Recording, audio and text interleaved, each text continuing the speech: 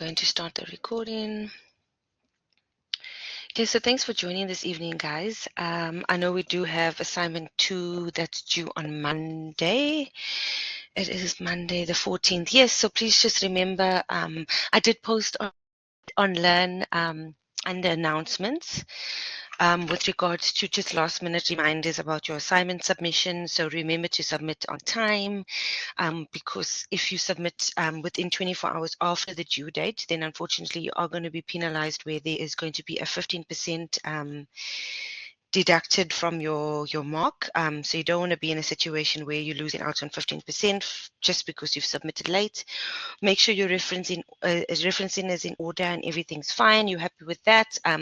Remember, there are recordings that have been posted. I've posted it under more resources for you guys to refer to.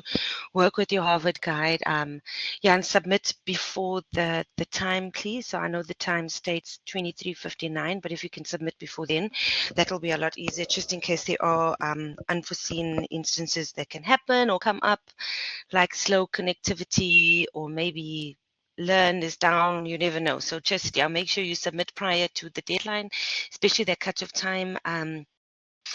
So plan for today is to go through Learning Unit 8. Just to make note that next week we'll cover Learning Unit 9, which is the last learning unit within our module.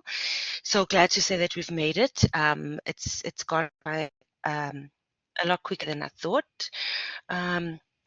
So what we'll do thereafter is I will do revision for the balance of the semester in preparation for you guys to write your final summative.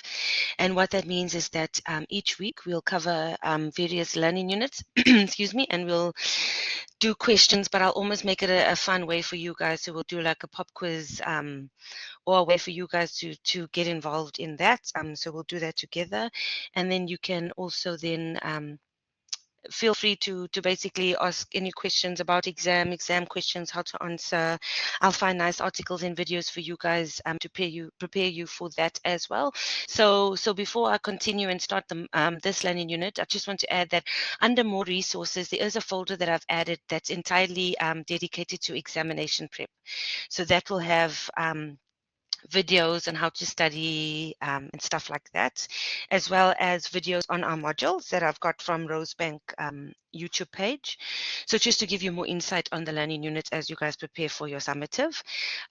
So it is a work in progress on my side. As I said, it's a build up towards your summative and preparing you guys for that. So there are stuff that has already been uploaded, but obviously as we progress, I will add more stuff for you guys there. So don't think that it is final. It's just very much in the working at the moment. So once we get to that, everything will be fine, and we'll prepare you guys fine for your final exam. Are we allowed to submit before the Yes, you can.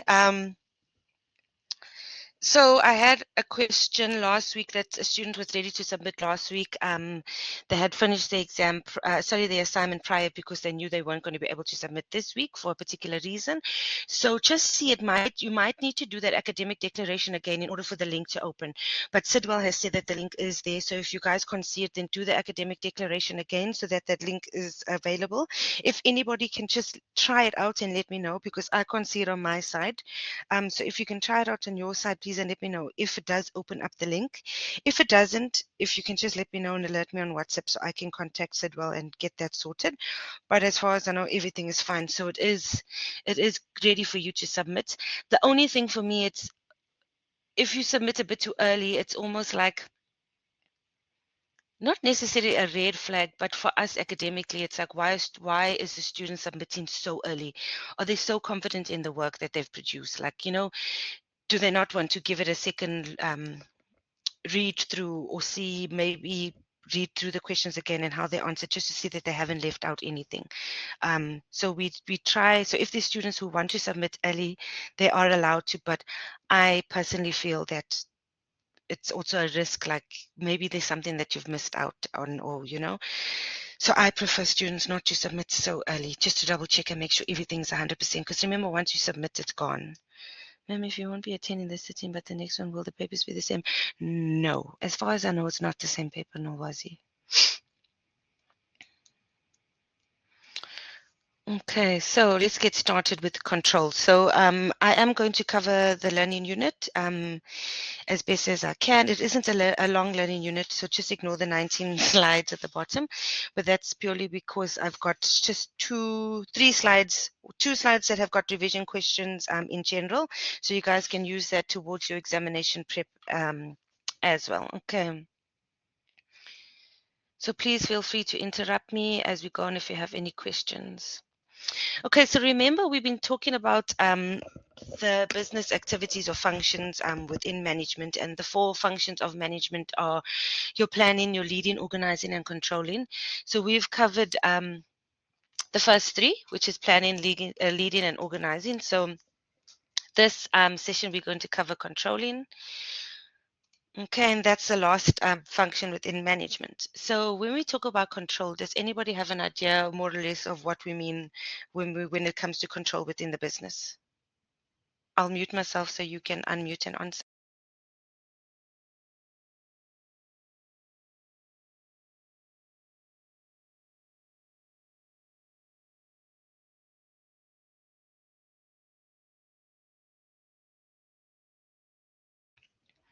Okay, so control, remember, allows managers to plan effectively. Control is also used to track the production within an organization, and also where leadership is required, or basically where managers need to come in to make sure that a business achieves its goals and objectives. Excuse me. So, according to the definition within your textbook, the process control is the process of establishing and implementing mechanisms to ensure the objectives of the business is achieved. Okay. Okay, so this is a possible exam question that you could get where the question would be discuss the importance of control. So remember, control is critical to all businesses in any format. So any business, control is important.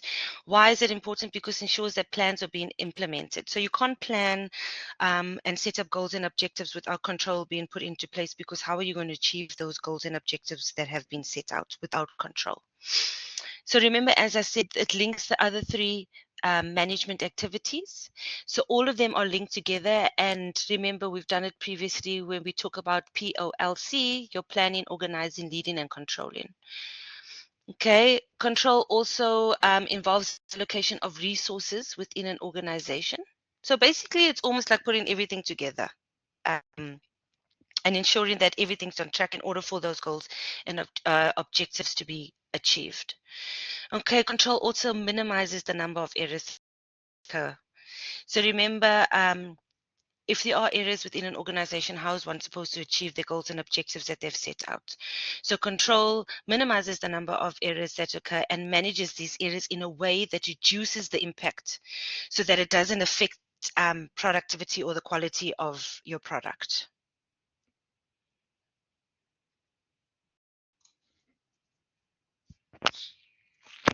Okay, so I'm trying to think this. So when I was preparing the slides, I noticed that this part isn't in the textbook. However, it is a nice area to know. Not to say that you're going to get tested on this particular area, but it's a nice area when it brings in control and basically ties it in within the different resources that you get. So areas of control can be within your physical resources, your human resources, informational resources, and also your financial resources. So I'm not going to go into a lot of within this particular slide. This is just something additional that I've put in, but it just shows you how control can tie in with your physical resources. So when we talk about physical resources, we talk about inventory and quality control. So basic that's how the concept of control will come into play within your physical resources. Um, Within your human resources, it deals with the selection and placements of employees, basically control over training and personal development. Okay, so as I said, I'm not going to go further into detail with this slide, but it is something that's additional that I've put in. So just for your reference, so basically to provide better understanding in case the case study is asked and you guys find yourself having to talk about physical resources, human information, and finance. Okay. Does anybody have any questions before we continue?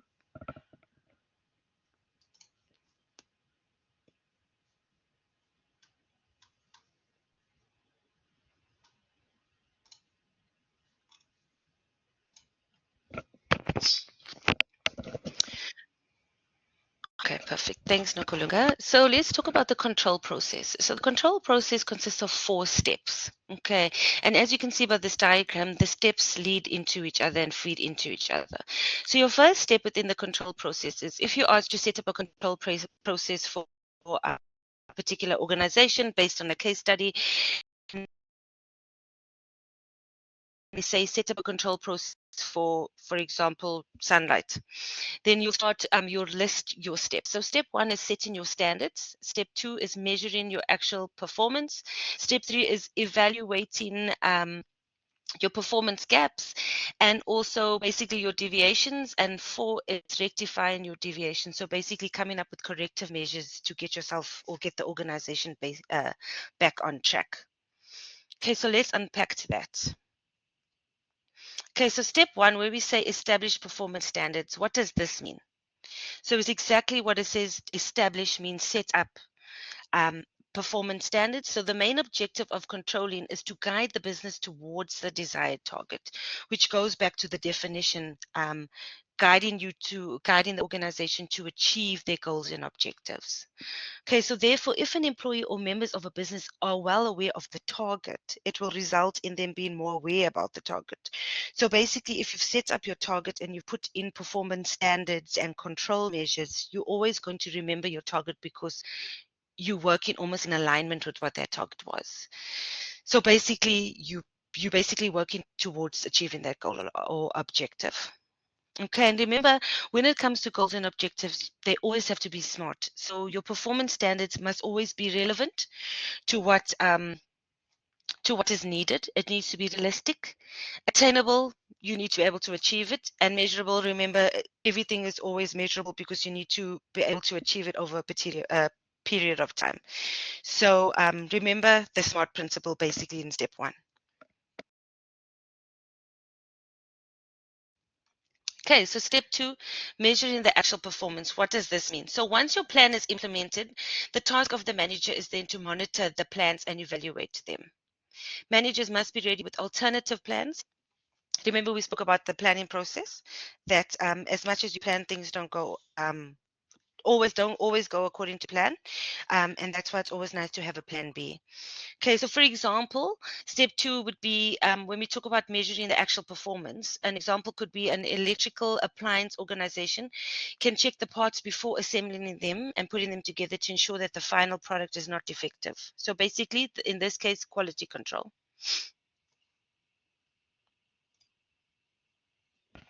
Okay, step 3 is compare the performance standards against the actual performance. So in other words, you check in the performance and that to see if it matches with the standard. That's very important. It's an important step in controlling. And basically, imagine if you had, how do I put this? Imagine you have set up or put a planning process and you didn't check your performance until the very end. And maybe if things didn't go right, how would that land up? So an example of this would be if the actual performance of an organization deviates because of the lack of resources, then the managers try to procure them, to meet the standards. So again, remember, it's about basically keeping you on track and making sure that your plan A is here. Remember, in order for plans to basically deviate from what the goal was, it's almost as a result of lack of resources. It could be a lack of skills within employees. So remember, managers need to always make sure that the right employees have been put up with the right tasks and they've got the right skills. Okay, and if deviation has occurred, you need to go back to the drawing board to see now, is training required for the employees? Okay, so basically think of performance, if they can perform, and if they're not performing, what you're going to do, basically upskill them, etc. Okay, and make sure they've got the correct skills in order for them to complete um, the task. Any questions so far? Okay, the last step was take corrective action or reinforcement. Corrective measures need to be taken when there's a discrepancy. So as I said, if things are not going the way it's supposed to be. It needs to be corrected then and there to ensure that the ultimate goal is met. And what is the ultimate goal? To achieve the goals and objectives again that have been set out. Okay. So it is a pretty short 4-step process within the control process. There is more links that I've got at the end of the slides that does go through those steps again, that does give other examples as well. So I try to keep it as simplified as possible. But if you are wanting to go through it again or look at your textbook, it is in your textbook on page 157 to 158. Okay. And there are quite nice examples, like, for example, in your textbook, step 1, we talk about types of questions that will be asked: who, what, how, when. So just go through that as well, but I try to keep it as much as simple as possible for you guys. Is there any questions on the control process before we move on? Yes, ma'am. Yes. Hi, Sabongo Konke, how are you? I'm fine, ma'am. How are you? Okay, thank you. Ma'am, my question is about KPIs. I think it's key performance indicators. I wanted to find out, does that Mm, falls under this segment you are speaking about, the mm, control mm. segment you're speaking about? Yes, it can definitely fall within control. So remember, control can also come into play where we're not only talking about the control of an organization in terms of the steps it takes to produce a product or service. Control can also deal with the performance of employees. And in this stage, we can also say if you've asked a question in terms of to evaluate based on a case study the performance of employees, the control process can definitely match within that. So remember, if you look back now on your textbook, they've also got that apply to performance of employees. Okay, ma'am. Thank you very much. Okay, no problem. So for example, for step 3, if we took, let me just go back. Step 3 can also be the process of actual performance of an employee can be measured here. Again, so where the manager would set realistic performance objectives, that will also come into play here. Okay. Okay, so your textbook is nice because your textbook links it to performance of employees. So that is quite a nice 4-step process within the control process, especially. So remember, the focus is that control process is a key management tool within a business. So it's management. It's basically the control of that a manager goes through to basically, how can I say, measure the performance of employees. Okay. So my example here in terms of the electrical appliance, that will be something within the organization. But if you're using it within the performance of an employee, remember this can be done when managers are measuring their performance. So this step could be reviews in the sense where you've set out goals and objectives and you've implemented that within the organization for a staff member, and at this particular step you'd manage the performance of the staff member. Okay. So it's a nice link between business and employee management as well. Okay. So there are 3 types of control that you can get. You get pre-control, concurrent control, and post-control. And what I've done is I've just added in these words in brackets. So when we talk about pre-control, remember it's something that's before, that's prior to a process being done. When we talk about concurrent control, concurrent means to run together. So we talk about something during a process. And when we speak about post-control, post is after. Okay. Okay, so within the pre-control aspect, remember this is aligned with your transformation model. So it's aligned with your input process, and it can also deal with quality control or your raw materials. Okay, so in this sense, we're talking about the business aspect of a product. So pre-control will be prior to the process of perhaps developing a product or service. Concurrent control takes place during the transformation process. This ensures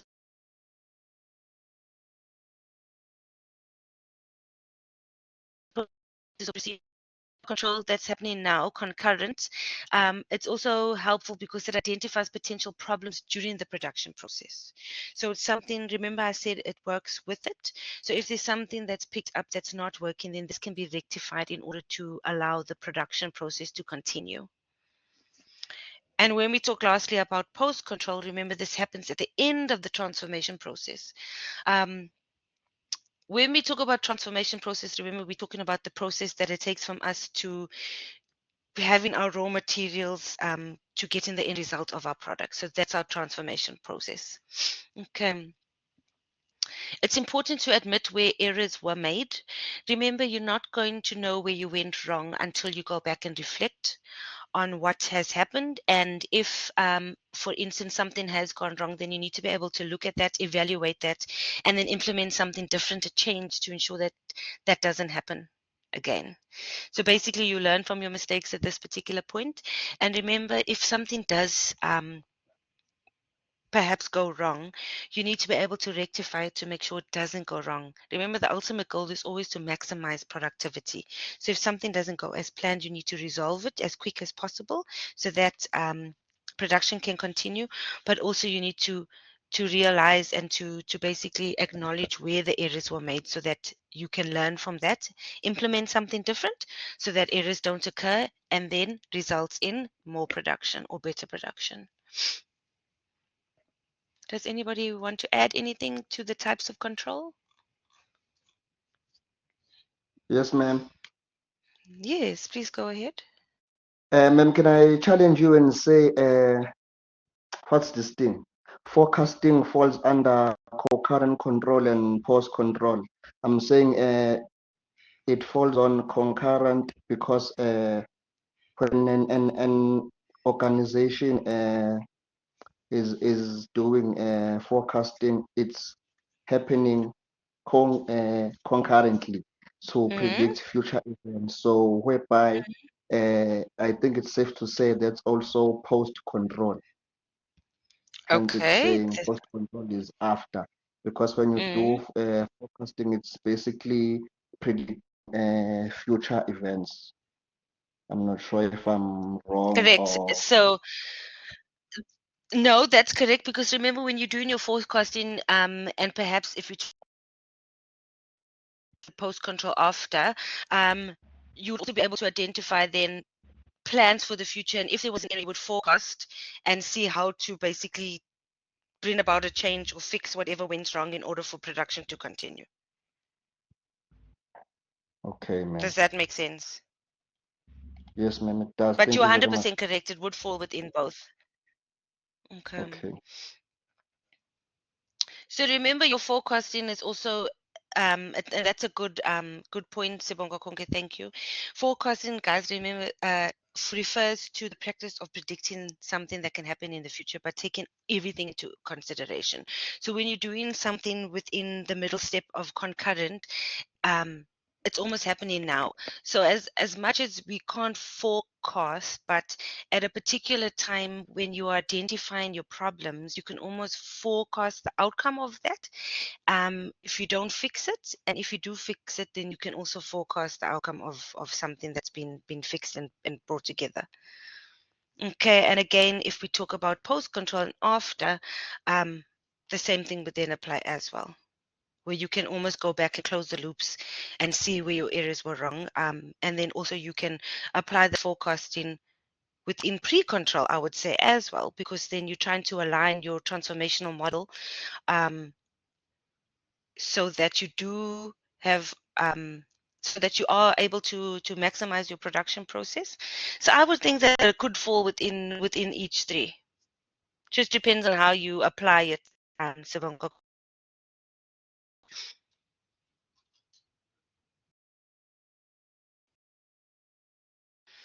Okay, so the characteristics of the control process, there are five characteristics. It's integration, flexibility, accuracy, um, timelines, and also simplicity. So let's just touch quickly on this. So when we talk about integration, we talk about your planning, organizing, and leading. So basically, um, as I said, as I said previously, where the control process brings in all the other business functions and business activities, we'll talk about integration within that. So if you asked a characteristic of the control process, you can say it brings about integration, because it almost aligns and ties in the other business activities, and you can mention planning, organizing, and leading. Okay. When we talk about flexibility, the control process can be flexible. Why? Because we should be able to adapt or change according to the impact of our factors. So again, from the previous slide, if something does come up and there is an error, we need to be able to be flexible in order to adapt our process in order to carry on with our production or whatever our goal and objectives was set out to be. So basically, we need to make sure that we're flexible in order to achieve our goals and objectives. Okay, accuracy, we need to reflect and remember to have almost like an accurate and a reliable picture of what's happening. So that goes and ties in within the planning process, I would say. So control does bring about a point of accuracy, because we need to reflect and make sure we've got a reliable picture of what our process is and what our production process is, basically. Okay, and for timelines, our timeline should be determined in advance. Remember, that goes within the planning process. When we're setting up our goals need to be specific, and one of those is timeliness. So our goals need to be measured over a particular period of time, and we'd obviously set that in advance. Okay. As I said, you would do that part of the planning process, which is done prior to the process of production being set out. So that's a step that you consider at the very beginning. Okay, and a characteristic, lastly, of the control process is simplicity. Remember, the process must not be complex. It needs to be simple and clear. The more simple and clear something is set out, the easier it is to implement that specific idea, and in order to basically end up with achieving our goals. Okay, does anybody want to add on anything on the characteristics?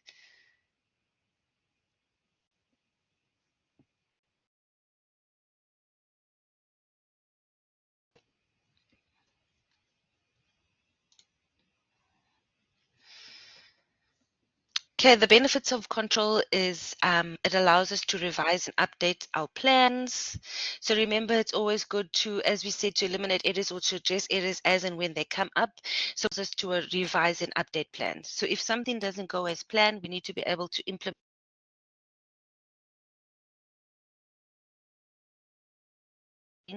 and update it. So within control, you're always going to be able to revise and update your plans. It allows standardization. We all know what that means. So everything is sitting clear and it's one standard process in order for us to achieve our. Oh, sorry, there's an echo. Okay, control also allows us to judge employee performance, which goes back to what Sibonga Konke said in terms of us looking at the performance of employees and using the control process to then evaluate that as well. It prevents problems that can arise and also protects our organization and its assets because we've got control measures in place. Okay, so I think that's pretty much straightforward. Anybody want to add?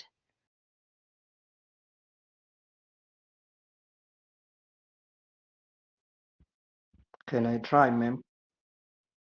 Of course, please go ahead. Yes, ma'am. I think it's also helps an organization to run itself in terms of, because ma'am, when we are creating systems within an entity, you need control, since you cannot create a system without controlling. So Mm, whereby, let's say I own a business, a successful business, so with successful systems in place, the business can run without an owner being present on the day-to-day activities within an organization. I'm not sure if I'm making sense or mm, not. Hence is why yeah, it's saying mm, protecting the organization and assets. So uh, I can mm, create systems within a business whereby it does that without me as a owner mm, having to check regularly. mm. Yes. Mm-hmm. 100%. And even as an owner, you wouldn't also have the need to check 100% if you've got the right employees that are also been put in with the correct skills to take on those specific duties within the organization. So that's a very, very valid point that you've made. Thank you for that. Anybody else want to add anything?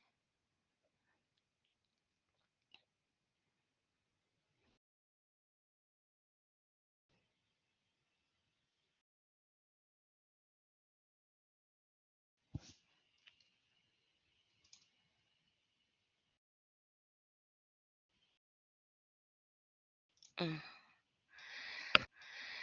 Okay, as I said, it is a very short learning unit, and I tried to condense it as much as possible. So, just to recap, basically the point of control within an organization, whether it's an organization that's physically doing production or their production is done via computerized way. Remember, control is crucial within the business as it impacts on the organization's ability to deliver a product or service.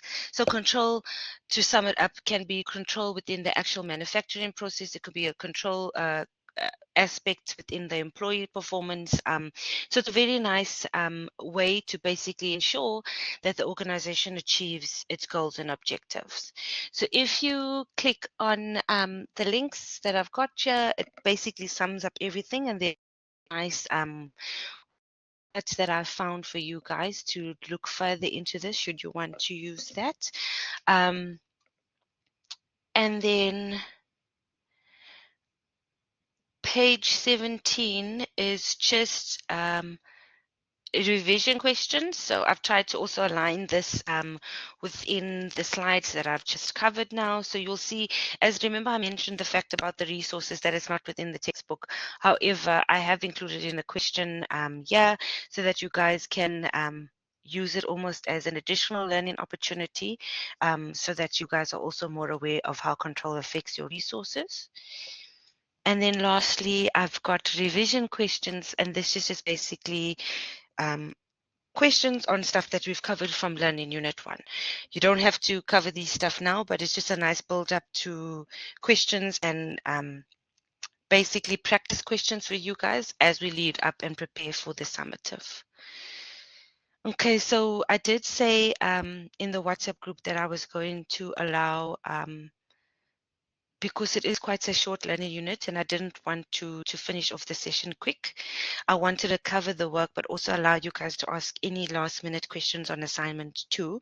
But before we get to that point, does anybody want to add anything or do they have any questions about the control learning unit? It is very much straightforward, but if there's anything that you want to bring up now, you can.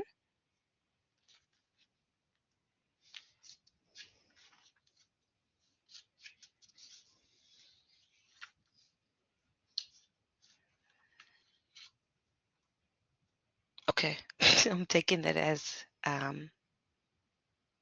everybody's good. Okay, so I'm going to leave this last slide up, but does anybody want to ask anything within assignment 2 that they're perhaps still unsure about or they need further clarity on? Please unmute or put the question in the chat box.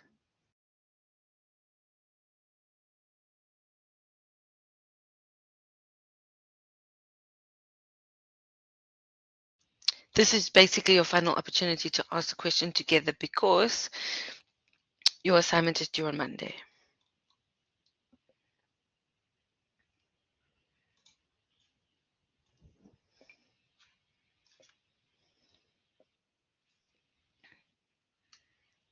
Yes, Shanice.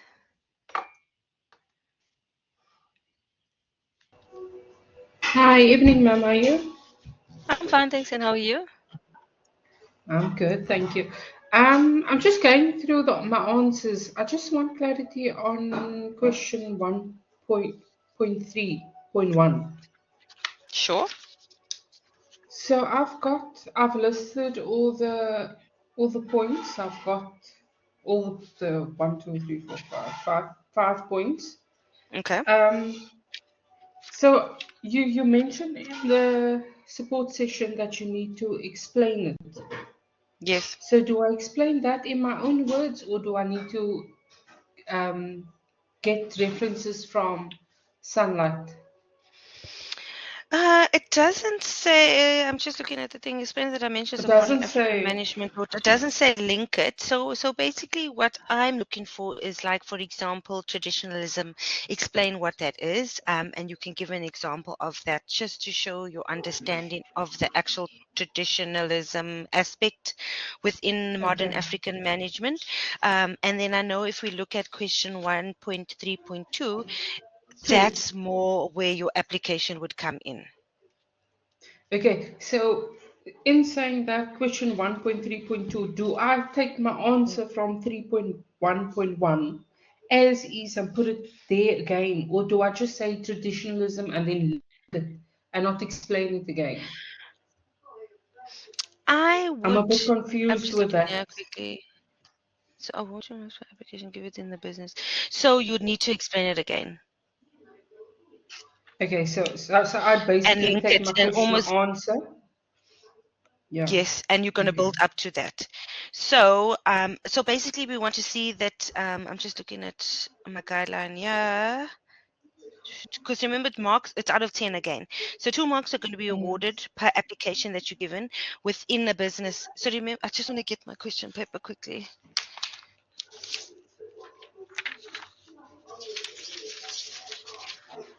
Question. Propose simple ways or measures for Sunlight to implement dimensions of African management work in everyday business.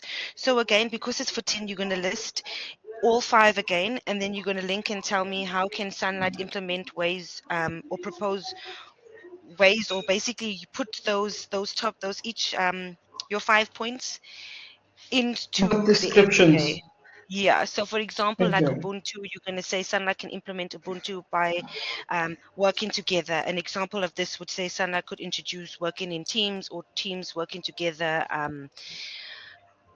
You can make up Okay. anything on a particular product or something like that. So just to see that we understand that. So basically, the we need to see that you know what Ubuntu You is and that understand. it Okay. needs to be applied to Sunlight. Yeah.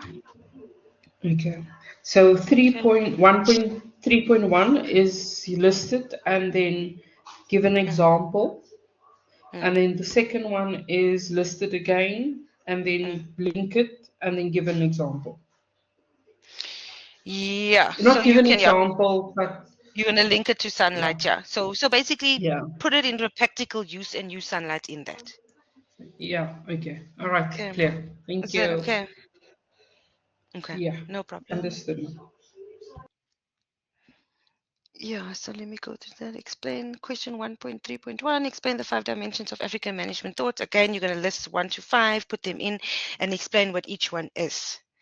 And then question 1.3.2, you're going to list the 5 again, and then you're going to now link it and say how can sunlight implement those points into their practice. Okay. Question 1.4, the 6 steps. Do we have to reference it as well because we created our own product? Let me go there.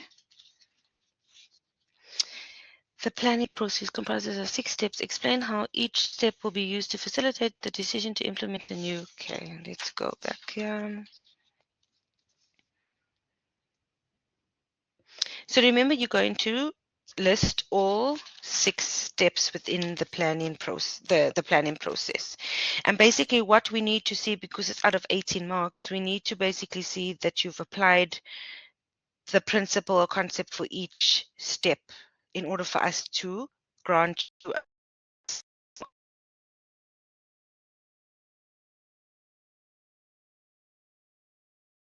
marks, and then the balance of the marks will come in the correct order, and then the balance of the marks will.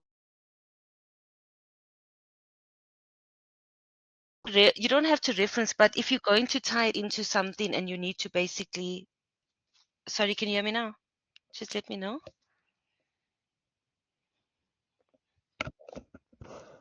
Perfect, thank you. So for me, if I'm going to explain the planning process or anything, and I want to almost substantiate or back up what I've said so that it is reliable, or you can, yeah, so it is reliable, I would reference. But if you're going to, it's not necessarily required in terms of applying your product, but if you want to explain each step quickly and say, step 1, establish a goal, and you want to reference what establishing a goal is, you can do that before you link it. That's the only way I can see where your referencing could come into play if you want to reference. There's no need to reference. No problem, you're welcome. There's no need to reference 1.2.2. No, you don't have to, unless, for example, you want to. No, you wouldn't, because I suppose you would have referenced in 1.3.1. So yeah, you don't. But again, if you want to add on additional to substantiate what you're saying, you can. But I would find that if you're going to reference, you would reference like an example of Ubuntu, for example, and say according to whoever, depending on what source you're using and how you're referencing, Ubuntu means whatever. So Sunlight can therefore implement this concept via bringing teams together and encouraging working together or teamwork or something like that. Anybody else? I think somebody else's hand was up earlier on. I'm not sure.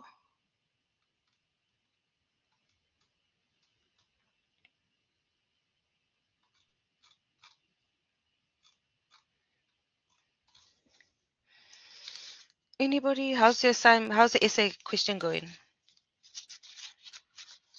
Does anybody have a question on or a concern or something they want to ask on question 2?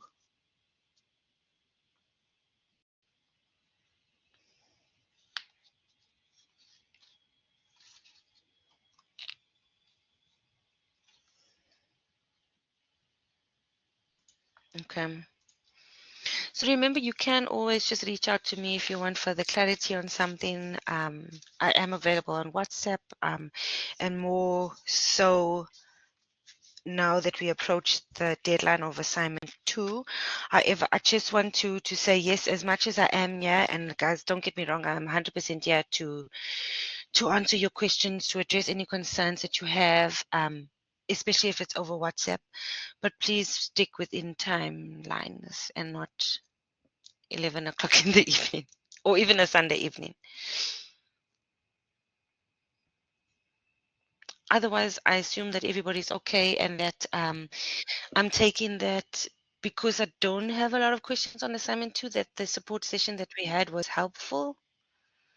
What's my working time? So I'm generally easy. Like I will never turn a student down who's messaged me like after 8, after 9. I always respond to my messages. That's one thing. I don't like to leave a student hanging. However, if it's going to be like after 10, then I'm not going to respond until the morning. And also, please don't phone me on WhatsApp. Rather send a message. As I said, a text message is a WhatsApp message is better. If it is a call, I'm not going to answer because I might not be available. But you're more than welcome to message. I prefer to ask my phone. I don't mind that. About the essay, can I use the different sources like on the top? Yeah, you can. Remember, it's your. Let me go back to that quickly, Danielle. Sent you in the essay. So yes, when you're writing an essay, it's almost your research that has been done.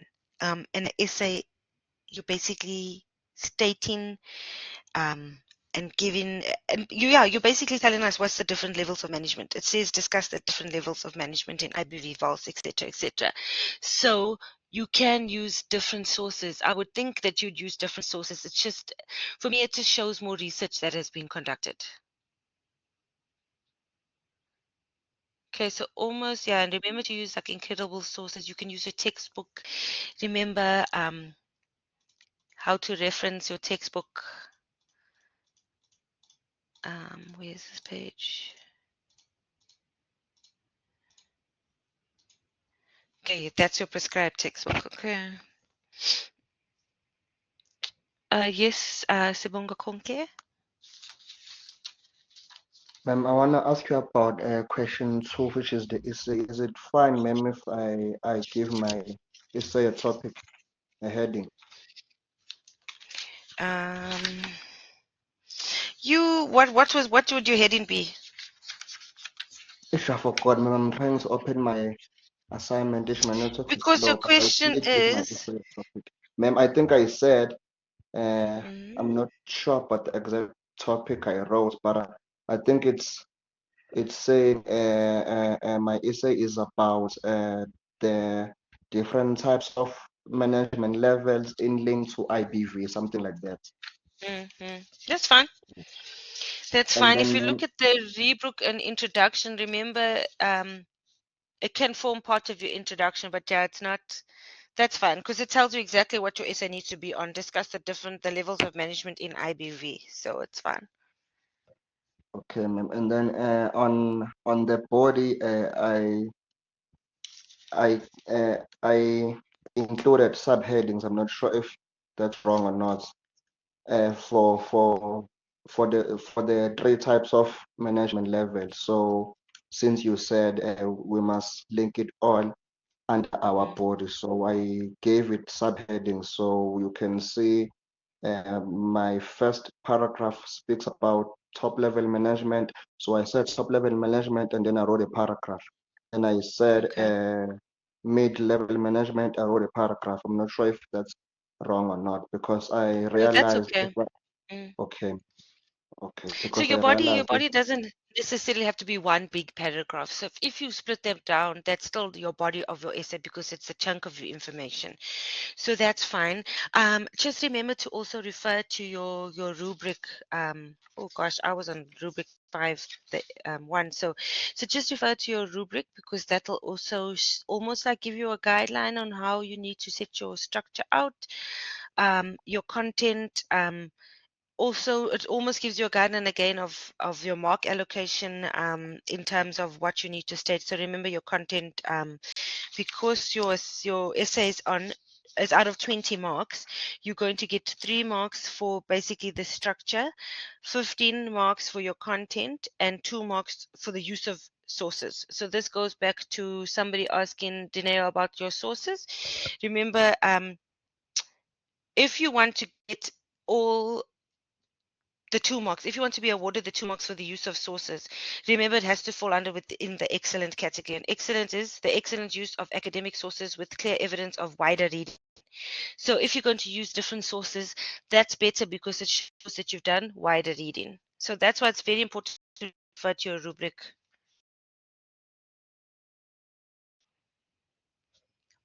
It's fine, Sibonga Konke, if you've done it like that, that's perfect.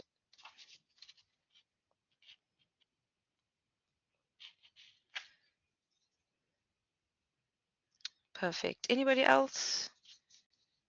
Remember, your mark allocation is so important. And referencing correctly. I hope you've got your Harvard guide open when you're referencing. And if you've finished your assignment, go through your assignment answers again and make sure that your referencing is correct. Because I was lenient on assignment 1. And we've had a workshop. I've asked information specialists to conduct a workshop. There was an additional workshop that was done for students to join that. The recordings are on Learn as well. So remember to also refer to your referencing rubric on page 3 of your assignment, because if there's a minor error, then it's 5% deducted. If it's a major error, then it's 10% deducted. So remember to have your referencing list again at the end of your assignment. Your referencing your bibliography. If there's none of that, then it's a deduction of 10%. If your comma is in the incorrect place as well, that's a deduction of 5%. So you need to make sure that you basically have your referencing guide with you and that when you are referencing, you're referencing correctly and in the correct format. So why I say that if the Harvard guide with you is that it gives you the example. So follow the example and obviously just put in the information where you've got your source.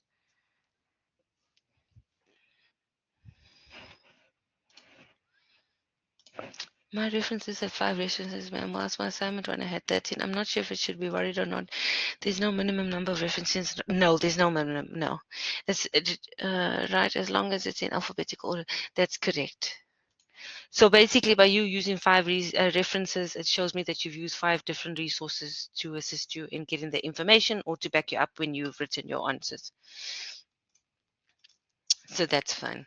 Remember, it's also not it's not about the number, excuse me, of references that you've done, as long as it's not, I would say, more than 2 or 3, because it shows that you've done the research. But if you're going to only use your textbook, it just shows that you haven't done additional research and used additional sources.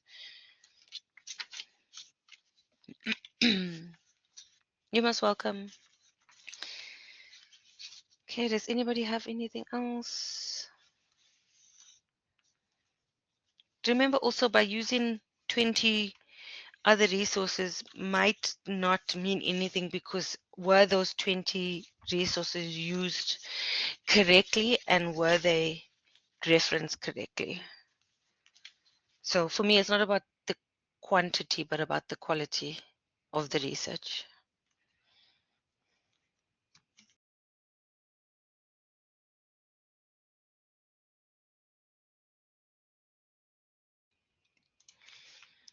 Okay.